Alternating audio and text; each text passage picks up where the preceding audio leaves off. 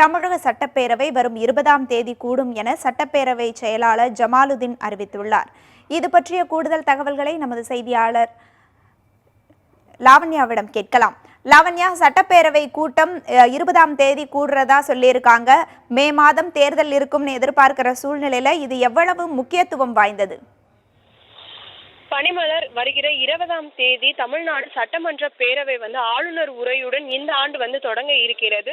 அன்று தொடங்கி அதனை தொடர்ந்து எத்தனை நாட்கள் நடைபெறும் என்பது அந்த ஆளுநர் உரை முடிந்த பிறகு அலுவல் ஆய்வு குழு கூட்டம் கூடி இதன் தொடர்பாக முடிவுகளை எடுப்பார்கள்.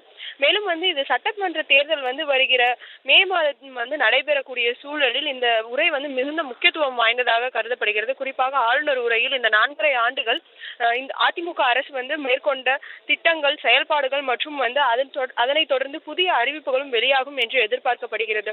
குறிப்பாக இந்த கூட்டத்தொடரை அடுத்து ஒரு 4 அல்லது 5 நாட்கள் நடைபெறும் என சட்டப்பேரவை வட்டார தகவல்கள் தெரிவிக்கின்றன. அதனை தொடர்ந்து பிப்ரவரி மாதம் மீண்டும் சட்டப்பேரவை கூடி இடைக்கால பட்ஜெட், அதாவது தேர்தலுக்கு முன்னராக இடைக்கால பட்ஜெட் தாக்கல் செய்யப்படும் என்றும் எதிர்பார்க்கப்படுகிறது. பனிமலர், இப்போ இந்த கூட்டத்தொடர் அதிமுக அரசிற்கு, அதாவது ஆளும் கட்சிக்கு எந்த அளவிற்கு பலமாக சாதகமாக இருக்கக்கூடிய சூழல்கள் இருக்குது? அதே மாதிரி எதிர்கட்சிகள் இந்த கூட்டத்தொடர்ல என்னென்ன மாதிரியான விஷயங்களை முன்னெடுக்க இருக்காங்க லாவண்யா? குறிப்பாக அதிமுகவுடைய 4.5 ஆண்டு சாதனைகள் மற்றும் திட்டப்பணிகள் மற்றும் அந்த அரசின் செயல்பாடுகள் குறித்து ஆளுநர் உரையின் முக்கிய அம்சங்களாக இடம்பெறும்.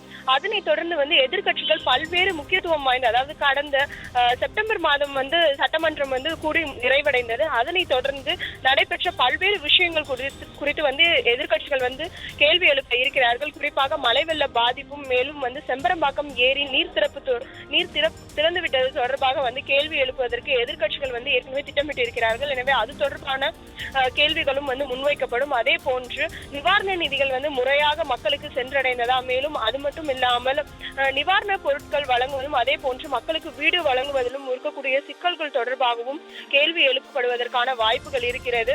குறிப்பாக வெள்ளம் மிக முக்கிய பிரச்சனையாக எதிர்கட்சிகளால் முன்வைக்கக்கூடிய ஒரு சூழல் உருவாகி இருக்கிறது. பனிமலர், லாவண்யா, உங்க தகவல்களுக்கு நன்றி.